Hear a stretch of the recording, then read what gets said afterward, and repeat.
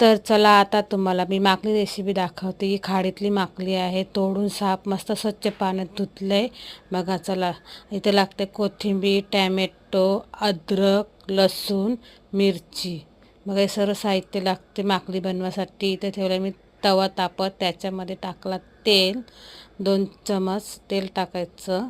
आता माकली किती एक आहे आपली, त्याच्यामध्ये आता आपण हे सर्व टाकूया. आता पहिला टाकूया आपण त्याच्यामध्ये लसूण, पूर्ण शिजवून घेऊ. त्याच्यामध्ये आता मिरची टाकू, नंतर अद्रक, सर्व शिजवून घेऊ.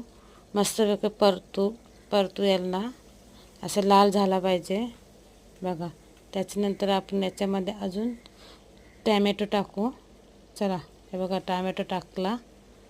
पूर्ण रेसिपी बघा लास्टपर्यंत. मस्त टेस्टी, खायला चांगले असतं माकली. ती थंडीमध्येच भेटतं, अशी भेटत नाही.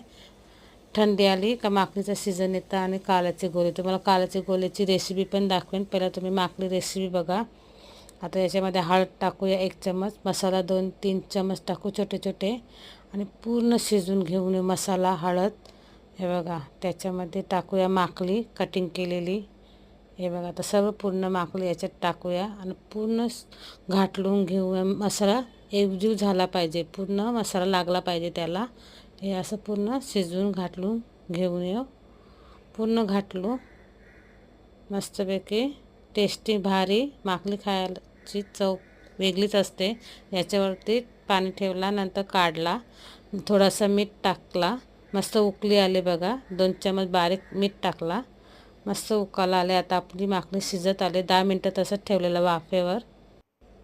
त्याच्यामध्ये गरम मसाला टाकूया आपण. हे बघा थोडासा गरम मसाला टाकायचा. पूर्ण घाटलून घेऊया परत गरम मसाला टाकल्यावर. हे बघा माकली कशी दिसते बघा, किती छानशी दिसते बघा. हे बघा माकली भारी ना. आता 5 मिनटात माकली आपली रेडी होणार. आता मी तशीच ठेवली होती झाकून. त्याच्यामध्ये वाटण टाकूया. आपला रस्सा किती पाहिजे त्याच्यावर आहे. आता आम्हाला रस्सा नाही पाहिजे, तर माकलीचाच रस्सा होतो, पाणी टाकायची गरज नाही. त्याच्यावरती आता आपण कोथिंबीर टाकूया, जरा घालूया. ही कोथिंबीर चवीपुरतं टाकायची असतं, टेस्टी लागतं माकलीमध्ये टाकल्यावर. हे बघा आता पूर्ण आपली माकली रेसिपी रेडी झाले माकली शिजून. बघा कशी दिसते माकली, भारी शिजून ती बारीक होते. आता आपण जेवायला घेऊया. आता ताटामध्ये वाढवूया. इथं भाकर घेतले, कांदा घेतले, आणि माकली आवडलं तर लाईक, शेअर, सबस्क्राईब करायला विसरू नका.